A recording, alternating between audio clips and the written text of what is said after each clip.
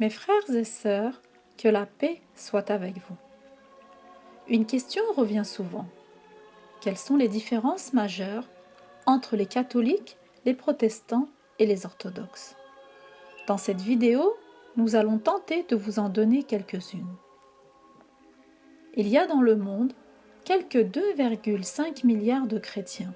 Environ 1,4 milliard sont catholiques, environ 750 millions sont protestants, toutes branches confondues, et environ 250 millions sont orthodoxes, toutes branches orthodoxes confondues. Dans la tête des gens, il existe souvent une interrogation sur ce qui distingue les catholiques, les protestants et les orthodoxes. On dit qu'ils appartiennent à la même grande religion, le christianisme. En dehors du fait qu'ils disent croire en Jésus comme Seigneur et Sauveur, ces églises ont des différences. Le protestantisme croit au sacerdoce universel, qui dit que chaque baptisé est prophète, prêtre et roi. Chaque baptisé a une place de valeur identique. Ce concept anéantit les principes de hiérarchie au sein de l'Église. Les protestants ne reconnaissent que la Bible et ses écritures comme seule source d'autorité dans la religion, c'est-à-dire qu'ils basent leur comportement sur ce qui est écrit dans la Bible et sur rien d'autre. Ces partisans disent que le protestantisme est un retour au christianisme primitif. Leur croyance, la sola scriptura, du latin l'écriture seule, trouverait sa source dans ce genre de versets. De Timothée, chapitre 3, verset 16. Toute écriture est inspirée de Dieu et utile pour enseigner, pour convaincre, pour corriger, pour instruire dans la justice. Les protestants interprètent le verset « L'écriture seule est inspirée et utile pour enseigner », or le mot « seul » n'est pas dans le texte. Les catholiques et les orthodoxes disent que l'interprétation qu'ont les protestants de ce verset pose problème étant donné qu'à l'époque de la prédication de l'Évangile, la compilation de la Bible canonique n'avait pas encore eu lieu et la Bible n'existait pas. La prédication du Nouveau Testament se faisait principalement de manière orale, puisque l'Église catholique déterminera le canon de la Bible au IVe siècle. Conclusion, la Bible n'aurait donc pas pu être la seule source d'autorité des chrétiens pendant les 4 premiers siècles. Les églises catholiques et orthodoxes disent que d'après l'Écriture, ça serait plutôt l'Église. En Matthieu chapitre 18, verset 17, il est dit « S'il refuse aussi d'écouter l'Église, qu'il soit pour toi comme un païen et un publicain. » D'après Origène, Saint Jérôme, Saint Jean Chrysostome, ces pères de l'Église disent qu'on parle ici de ceux qui sont à la tête de l'Église. Les manuscrits des premiers chrétiens témoignent que dès le début du christianisme, il y avait un évêque à la tête de l'Église composé de prêtres et de diacres auxquels il fallait se soumettre. Ignace d'Antioche, disciple de l'apôtre Pierre et Jean, est né vers l'an 35. Dans sa lettre à Polycarpe de Smyrne, écrit ceci. « Attachez-vous à l'évêque pour que Dieu aussi s'attache à vous. J'offre ma vie pour ceux qui se soumettent à l'évêque, aux prêtres et aux diacres. » Fin de citation.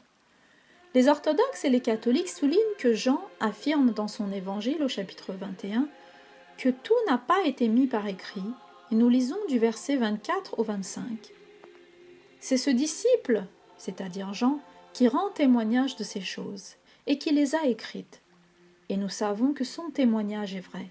Jésus a fait encore beaucoup d'autres choses. Si on les écrivait en détail, je ne pense pas que le monde même pu contenir les livres qu'on écrirait. Fin de citation. Si tout n'a pas été mis par écrit, comment l'écriture pourrait-elle être la seule source d'autorité? Les catholiques et les orthodoxes disent que nulle part dans la Bible il est dit que la Bible serait la seule source d'autorité. En gros, rejeter tout ce qui n'est pas biblique, ce n'est pas biblique. Étant donné que Paul mentionne qu'en plus de la prédication écrite, il y a une tradition orale.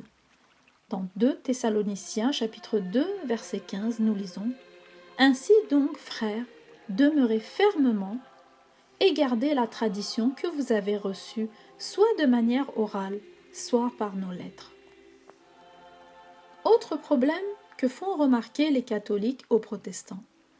Sans magistère de l'Église pour guider les chrétiens, Les fondateurs du protestantisme n'ont pas su se mettre d'accord sur l'interprétation de la Bible. Le protestantisme s'est rapidement divisé en multiples tendances comme le luthérianisme, le calvinisme, l'anglicanisme et de nombreux autres. Aujourd'hui, il existe plus de 36 000 dénominations protestantes. Dès les débuts de la Réforme, les réformateurs trouvent beaucoup trop de points de divergence entre eux et après avoir causé un schisme au XVIe siècle qui sépara des catholiques et des protestants, ils se divisent eux-mêmes en multitudes de courants et familles. Par exemple, Martin Luther, l'un des précurseurs du protestantisme, soutient que pour être sauvé, la foi seule suffit, la foi sans les œuvres, en prenant des versets comme celui-ci. Galates chapitre 2 verset 16. Néanmoins, sachant que ce n'est pas par les œuvres de la loi que l'homme est justifié, mais par la foi en Jésus-Christ, nous aussi nous avons cru en Jésus-Christ, afin d'être justifiés par la foi en Christ et non pas par les œuvres de la loi, parce que nulle chair ne serait justifiée par les œuvres de la loi. Quant à Jean Calvin, un autre précurseur du protestantisme, soutient, lui, qu'il y a une prédestination nous concernant et dit que l'on ne serait sauvé que par la grâce de Dieu seul, ce qui veut dire que Dieu aurait choisi de toute éternité ceux qui sont sauvés et également ceux qui sont condamnés. Il soutient cette thèse en prenant des versets comme Éphésiens chapitre 2 verset 8. Car c'est par la grâce que vous êtes sauvés par le moyen de la foi, et cela ne vient pas de vous, c'est le don de Dieu. Martin Luther et Jean Calvin ne seront pas d'accord et s'enverront tout plein de noms d'oiseaux. Les partisans de Luther suivront le courant qui porte son nom, le luthérianisme. Les partisans de Jean Calvin suivront le courant qui porte son nom, le calvinisme. Autre exemple de courant protestant, George Fox créa le courant des Quakers au XVIIe siècle. Il croit quant à lui que le salut est possible sans aucune médiation, c'est-à-dire sans l'intermédiaire du clergé et d'autres sacrements, même pas le baptême. Du coup, les Quakers ne baptisent pas leurs membres parce que le brigand à la croix aux côtés de Jésus aurait été sauvé sans baptême, sans tenir compte que Jésus aurait dit dans l'évangile de Marc par exemple, « Celui qui croit et qui sera baptisé sera sauvé ». Des courants protestants judaïsés sont également nés après la réforme protestante, comme les juifs messianiques ou les adventistes du 7e jour qui font Shabbat. Les catholiques et les orthodoxes soutiennent qu'on peut trouver autant d'interprétations qu'il peut y avoir de protestants et que c'est à partir de la réforme que naîtront des milliers de dénominations protestantes et qu'il s'en crée encore de nos jours. Les catholiques et les orthodoxes, eux, reconnaissent également, outre la Bible, la tradition apostolique orale qui fait remonter aux apôtres, premiers disciples de Jésus-Christ, l'écriture et l'inspiration des textes qui deviendront le Nouveau Testament, notamment des évangiles de Matthieu et Jean les apôtres, et Marc et Luc, compagnons respectifs de Pierre et Paul. Ces témoignages précieux des premiers chrétiens permirent de rejeter du canon biblique un certain nombre d'autres textes dont l'apostolicité et la canonicité étaient jugées particulièrement douteuses, notamment des textes gnostiques ou autres comme l'évangile apocryphe de Thomas par exemple. Les protestants prétendent rejeter toute innovation qui ne s'appuierait sur la Bible, alors que, comme nous l'avons vu, les catholiques ont le moyen de prouver que la croyance selon laquelle il faudrait s'appuyer sur l'écriture seule, sans être guidé par une hiérarchie ecclésiastique gardienne de l'unité de l'Église, n'est apparue qu'à partir du XVIe siècle, naissance du protestantisme. Une autre chose qui différencie les protestants des deux autres courants chrétiens est le fait que les catholiques et les orthodoxes, à la différence des protestants, ont des évêques, des prêtres et des diacres. Les protestants ont des pasteurs. Dans le catholicisme, le pape, l'évêque de Rome est le chef de l'Église catholique, comme Pierre était le chef des apôtres et premier évêque de Rome selon la tradition. Il est considéré comme le représentant sur terre de Jésus-Christ et le gardien de l'unité de l'Église catholique. Le titre vicaire de Jésus-Christ, en latin Vicarius Christi, durant les premiers siècles pouvait être appliqué au sens étymologique du terme, c'est-à-dire de substitut, à chaque évêque, car les évêques gouvernaient leur église locale et y agissaient au nom de Jésus-Christ lui-même. Aujourd'hui, ce titre est plutôt réservé au pape, l'évêque de Rome, et donc le successeur de l'apôtre Pierre, à qui Jésus-Christ aurait confié la charge pastorale universelle par ses paroles en Jean 21. Lorsqu'ils eurent mangé, Jésus dit à Simon-Pierre, « Simon, fils de Jean, m'aimes-tu plus que ceci ?» Il lui répondit, « Oui, Seigneur, vous savez que je vous aime. » Jésus lui dit, « Paie mes agneaux. » Et lui dit une seconde fois, « Simon, fils de Jean, m'aimes-tu » Pierre lui répondit, « Oui, Seigneur, vous savez bien que je vous aime. » Jésus lui dit, « Paie mes agneaux. » Et il lui dit pour la troisième fois, « M'aimes-tu » Et il lui répondit, « Seigneur, vous connaissez toutes choses, vous savez bien que je vous aime. » Jésus lui dit, « Paie mes brebis. » C'est-à-dire, guide mon troupeau. Les textes des pères de l'Église communs aux orthodoxes et aux catholiques reconnaîtraient ce rôle que Jésus aurait donné à l'apôtre Pierre. Voici le commentaire de certains pères de l'Église. Théophylactus écrit ceci.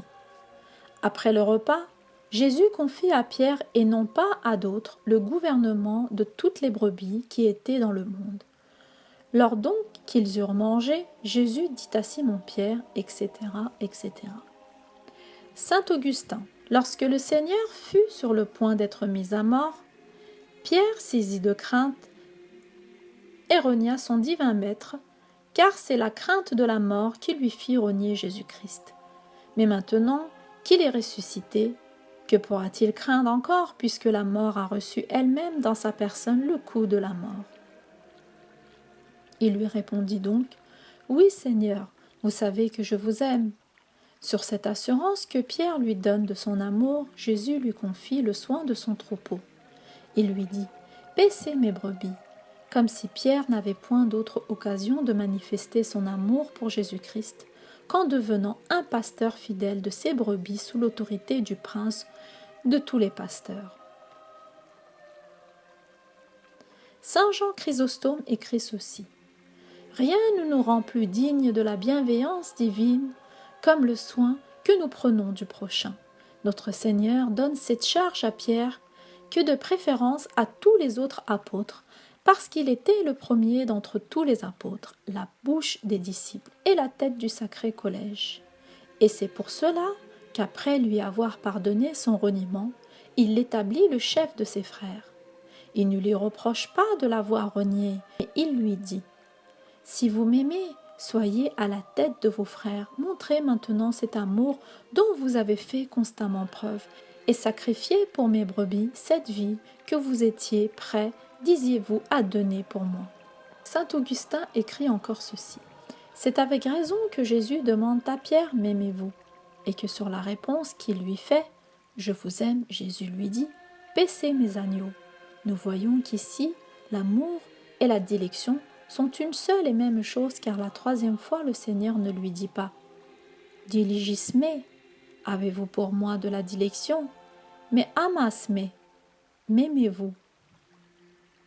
Jésus lui dit une troisième fois, Simon, fils de Jean, m'aimez-vous? Jésus demande à Pierre pour la troisième fois s'il l'aime. À son triple renoncement correspond à une triple confession. Il faut que sa langue devienne l'organe de son amour, comme elle l'a été de sa crainte, et que le témoignage de sa parole soit aussi explicite en présence de la vie qu'il l'a été devant la mort qui le menaçait. Saint Jean Chrysostome écrit encore « 3 fois Jésus lui fait la même question, et 3 fois aussi il lui renouvelle la même recommandation pour nous apprendre quel prix il attache à la direction de ses brebis, et que c'est à ses yeux la plus grande preuve d'amour. » À cette troisième question, le trouble s'empare de l'âme de Pierre. Pierre fut contristé de ce que Jésus lui demandait pour la troisième fois « M'aimez-vous » Il tremble au souvenir de sa conduite passée. Il craint de se tromper en croyant qu'il aime Jésus et de mériter de nouveau la rude leçon qu'il a reçue par la suite, de la trop grande confiance qu'il avait dans ses propres forces. C'est donc auprès de Jésus-Christ qu'il cherche son refuge.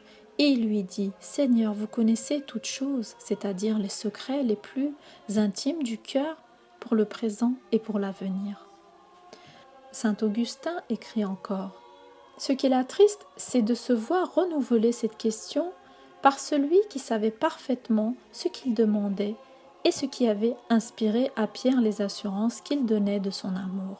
Il répond donc en toute vérité, et c'est du fond de son cœur qu'il fait sortir ces accents d'un véritable amour. Vous savez que je vous aime. » Pierre n'ajoute pas plus que ceci. Il ne répond que sur ce qu'il sait de lui-même, car il ne pouvait connaître le degré d'amour qu'avaient les autres disciples pour Jésus, puisqu'il ne pouvait lire dans le fond de leur cœur. Jésus lui dit, « Paissez mes brebis », c'est-à-dire donnez un témoignage de votre amour en paissant le troupeau du Seigneur, comme vous avez donné une preuve de votre timidité en reniant le pasteur. Théophylactus écrit encore, « On peut établir une différence entre les agneaux et les brebis. Les agneaux sont ceux qui commencent à faire partie du troupeau. Les brebis sont les âmes qu'ont atteint la perfection. » Fin de citation. Dans la croyance catholique, la parole de l'évêque de Rome est source d'autorité lorsqu'il intervient dans un concile pour trancher sur un sujet dogmatique. Il détient un charisme d'infaillibilité. Dans un concile, lorsque les autres évêques n'arrivent pas à se mettre d'accord sur un sujet dogmatique, c'est l'évêque de Rome qui tranche, et c'est ce qu'on appelle l'infaillibilité pontificale. En dehors de cela, l'évêque de Rome peut se tromper, il peut fauter, il peut pécher, il est comme tout le monde. Le pape peut passer tout son pontificat à ne pas utiliser l'infaillibilité pontificale. La dernière fois, c'était il y a plus de 50 ans. L'infaillibilité pontificale ne veut donc pas dire que le pape est sans péché. L'apôtre Pierre avait lui-même renié le Christ 3 fois et avait pris la fuite avec les autres apôtres lorsque le Christ était sur la croix. Les catholiques reconnaissent également l'autorité des évêques et de la hiérarchie catholique. Pour les protestants et les orthodoxes, le pape est une figure importante car il reste un des principaux avocats de la religion chrétienne, mais ils ne reconnaissent pas en lui une source d'autorité, car pour eux, aucun être humain n'est infaillible, seule la parole de Dieu l'est. Or, pour les catholiques, Jésus, qui est la parole de Dieu, a donné à Pierre, le chef des apôtres, ce charisme d'infaillibilité par ses paroles. En Luc chapitre 22, versets 31 à 32, le Seigneur dit « Simon, Simon, Satan vous a réclamé, au pluriel, pour vous cribler comme le froment. Mais j'ai prié pour toi, au singulier, afin que ta foi ne défaille point. Et toi, quand tu seras converti, affermis tes frères. » Pour les catholiques, l'apôtre Pierre, ayant été succédé par d'autres évêques après sa mort, de génération en génération, son charisme d'infaillibilité et son rôle de gardien de l'unité de l'Église auraient été donnés aux 265 évêques de Rome successifs, dont l'apôtre Pierre aurait été le premier. La différence majeure entre les orthodoxes et les catholiques, c'est principalement l'unité autour de l'évêque de Rome. En effet, les églises qui se disent orthodoxes se distinguent par diverses branches qui regroupent des églises des 2, 3 et 7 conciles. Il n'y a pas vraiment d'unité entre elles, étant donné qu'elles n'ont pas participé tous ensemble au même nombre de conciles, donc elles ne partagent pas toutes les mêmes dogmes. Tout au long du christianisme, lorsque les évêques étaient convoqués devant un concile, c'était pour régler des conflits théologiques et condamner une hérésie.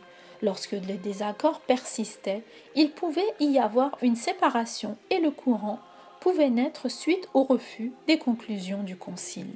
Par exemple, pour l'Église orthodoxe des 2 conciles, on la désigne ainsi parce que cette Église apostolique n'a participé qu'aux 2 premiers conciles, puis a quitté l'unité avec l'Église catholique romaine. Ce courant serait né du refus des conclusions du concile d'Éphèse en 431, préférant opter pour le chiisme et une certaine indépendance. C'est ce qu'on appelle une Église autocéphale. On dit Église apostolique lorsque l'Église a pour origine un ou plusieurs apôtres. Par exemple, dans la tradition, L'Église catholique romaine aurait pour fondateurs l'apôtre Pierre et Paul, et l'Église orthodoxe de Constantinople aurait pour fondateur l'apôtre André. Et le terme autocéphale, c'est pour désigner une Église dont la théologie, comme l'ecclésiologie, est réglée en fonction de son adhésion à 2, 3 ou 7 conciles christologiques et qui jouit d'une indépendance totale sur le plan juridique comme sur le plan spirituel par rapport à une quelconque autorité. Comme son nom l'indique, auto, ça veut dire soi-même et céphale, ça veut dire la tête.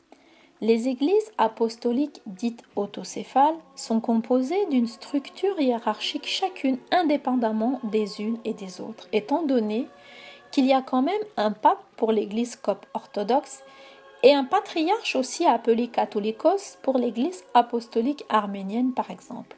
Ce sont quand même des autorités qui s'exercent pour chacune indépendamment des unes et des autres. Pour les églises orthodoxes des 7 conciles, les orthodoxes de Grèce, Roumanie, Bulgarie, Ukraine, Bélarus et Russie, une primauté d'honneur est reconnue en plus au patriarche œcuménique de Constantinople. Donc une église orthodoxe se définit autocéphale car comme son nom l'indique, auto veut dire soi-même et céphale veut dire la tête. L'église orthodoxe des 2 conciles, appelée aujourd'hui l'Église orthodoxe apostolique assyrienne, était née du refus des conclusions du concile d'Éphèse, lorsque Nestorius, patriarche de Constantinople à l'époque, défendant une doctrine christologique affirmant que 2 personnes et non pas une, l'une divine, l'autre humaine, coexistaient en Jésus-Christ et que seule la personne divine est Dieu, mais pas la personne humaine, qui selon lui était Jésus. Ceux qui suivirent la doctrine de Nestorius furent désignés de manière péjorative des Nestoriens. Ajouté à cela, les Nestoriens refusaient qu'on appelle la Vierge Marie Théotokos, qui veut dire en grec Mère de Dieu, parce qu'elle n'est pour eux que la mère de l'homme Jésus. Ils défendaient donc qu'on l'appelle plutôt Anthropotokos, ce qui veut dire en grec Mère de l'homme, ou Christotokos, ce qui veut dire en grec Mère du Christ. Le courant que les gens appelaient le nestorianisme fut condamné au concile d'Éphèse en l'an 431. Un millénaire plus tard, un dialogue œcuménique entre l'Église catholique représentée à l'époque par le pape Jean-Paul II et le patriarche Mardinka IV entrepris depuis les années 1960 a abouti à la signature le 11 novembre 1994 d'une déclaration christologique commune entre les 2 églises qui mettra fin à l'hérésie nestorienne. Depuis, l'église nestorienne, appelée aujourd'hui l'église apostolique assyrienne de l'Orient, est classée parmi les églises orthodoxes dans la catégorie des 2 conciles. L'église orthodoxe des 3 conciles, c'est-à-dire copte orthodoxe, arménien orthodoxe, éthiopien orthodoxe, syriaque orthodoxe et syro-malankar orthodoxe, est née du refus des conclusions du concile de Chalcédoine de l'an 451 qui condamne la doctrine d'Eutychèse, selon lequel le Christ n'aurait qu'une seule nature divine, la nature humaine étant en quelque sorte absorbée par la nature divine, doctrine dite des monophysites, mono qui veut dire un et physite qui veut dire nature. Au contraire, le concile affirme ces 2 natures, divine et humaine, en l'unique personne de Jésus-Christ, en adoptant le symbole de Chalcédoine, ce qu'on appelle diophysite. Dio qui veut dire 2 et physite, c'est-à-dire la nature. La croyance dans le diophysisme s'est opposée au monophysisme au concile de Chalcédoine. Le monophysisme a été donc condamné au concile de Chalcédoine. Les églises des 3 conciles sont toujours, à ce jour, monophysites. Les monophysites ne sont pas reconnus orthodoxes par les églises orthodoxes des 7 conciles, puisqu'en plus, ils n'ont pas participé au même nombre de conciles, ils ont donc des différences théologiques. L'orthodoxie n'est donc pas seulement une très belle liturgie et de magnifiques icônes, mais plusieurs genres de doctrines christologiques différentes. Les églises orthodoxes des 7 conciles, orthodoxes de Grèce, Roumanie, Bulgarie, Ukraine, Bélarus et Russie, se sont séparées de l'Église catholique romaine après le 7e concile, celui de Nicée II. Les querelles entre l'Orient et l'Occident, donc Rome et Constantinople, sont dues au rejet du filioque dans la prière du credo. L'affirmation que le Saint-Esprit procède du Père mais aussi du Fils, d'où le terme filioque qui veut dire et du Fils. Et cela aboutira hélas au schisme officiellement sanctionné en l'an 1054 par une condamnation réciproque. D'après les orthodoxes des 7 conciles, le fait de dire dans la profession de foi que le Saint-Esprit procéderait du Père et du Fils serait une hérésie.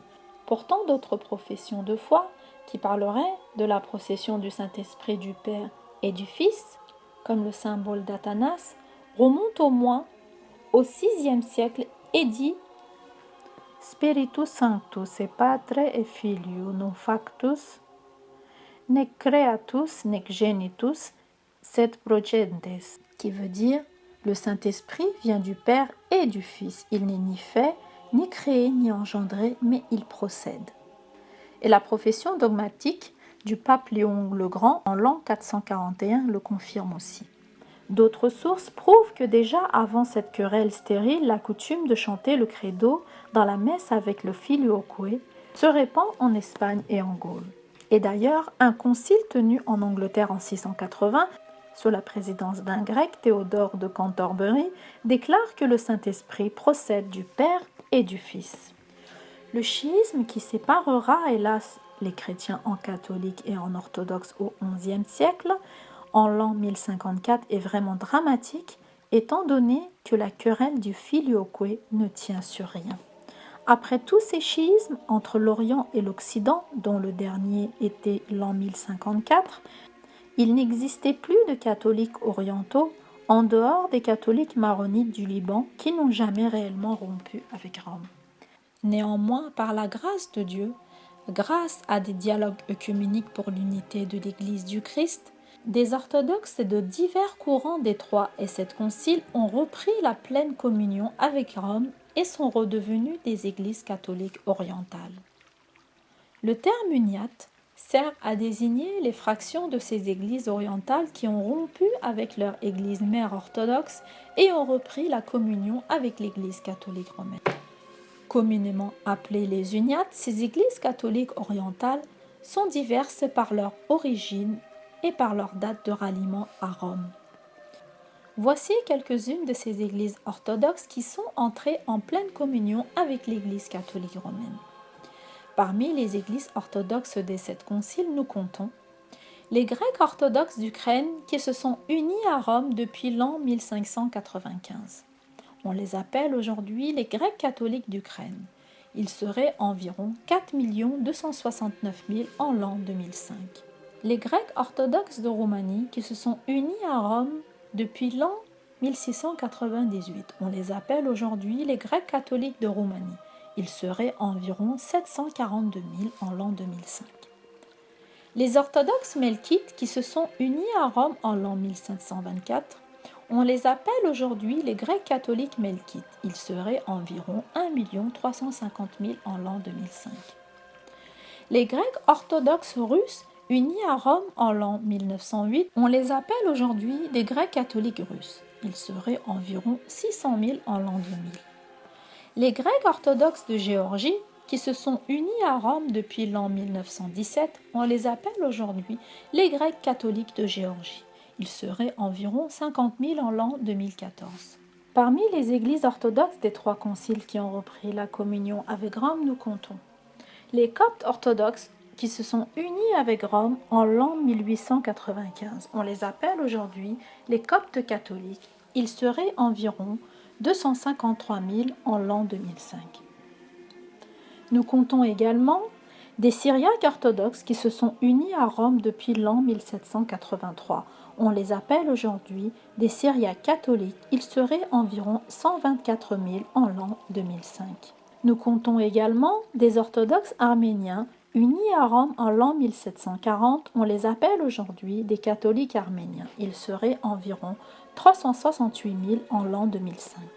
Parmi les orthodoxes des 2 conciles, Une partie des Assyro-Chaldéens, membres de l'Église surnommée nestorienne, a repris la communion avec Rome depuis l'an 1553. D'autres les ont rejoints en l'an 1830. On les appelle aujourd'hui les catholiques assyro-chaldéens. Ils seraient environ 800 000 en l'an 2014. Les orthodoxes d'aujourd'hui sont toujours séparés de la communion avec Rome. Mais nos églises respectives continuent de prier pour la paix et le retour à l'unité. Les nombreux dialogues œcuméniques continuent d'encourager les rapprochements pour aboutir peut-être un jour, nous l'espérons, à une pleine communion comme avant les schismes des conciles qui ont eu lieu après les 2e, 3e et 7e conciles.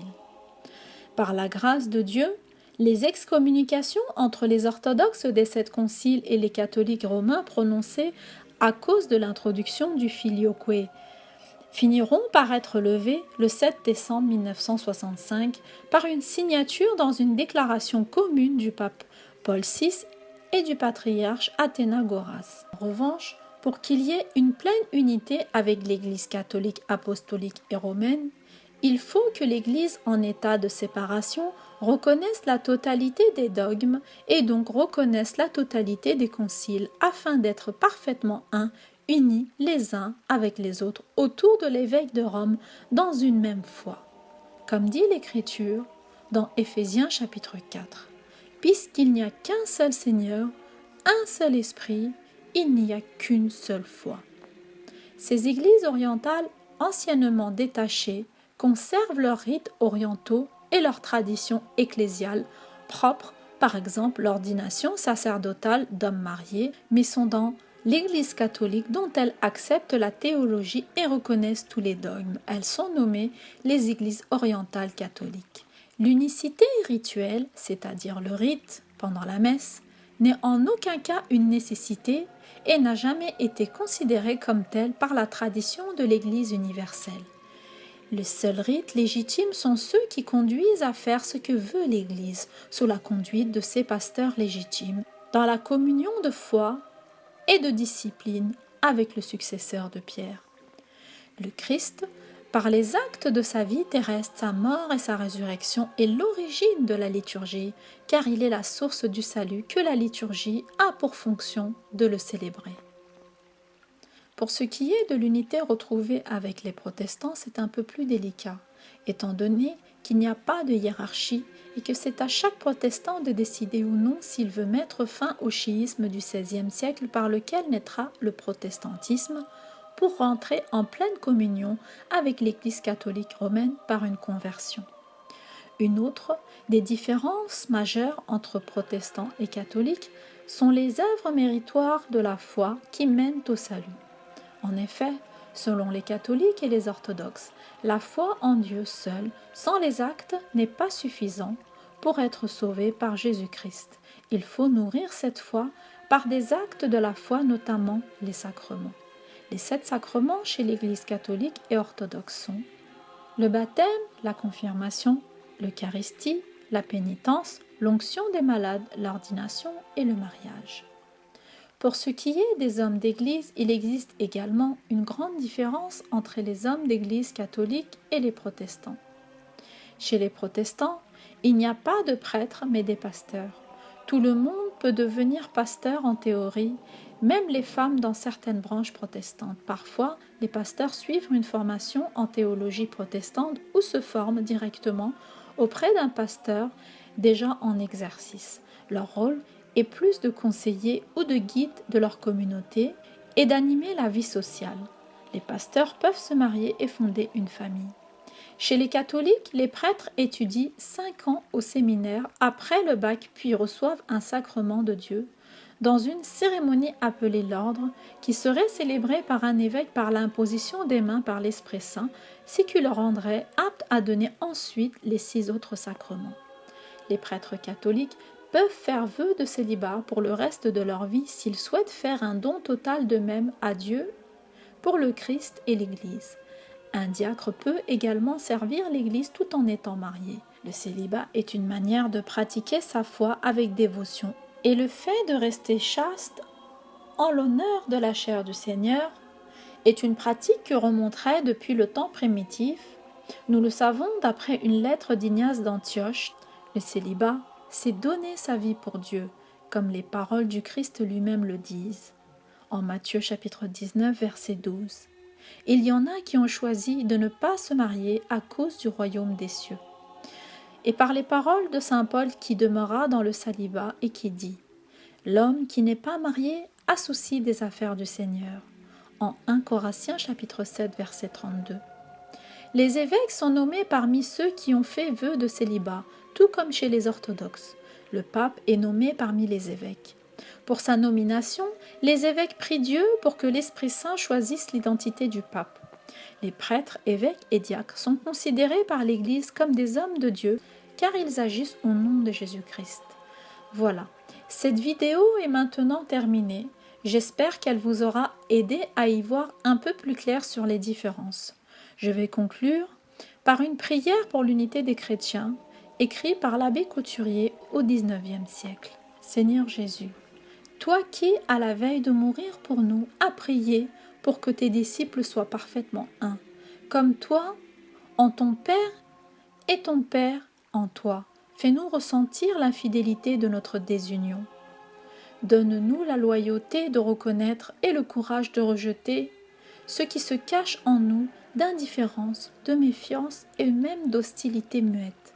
Accorde-nous de nous rencontrer tous en toi, afin que de nos âmes et de nos lèvres monte incessamment ta prière pour l'unité de tous, telle que tu la veux, par les moyens que tu veux. En toi, qui est la charité parfaite, fais-nous trouver la voie qui conduit à l'unité dans l'obéissance à ton amour et à ta vérité. Amen.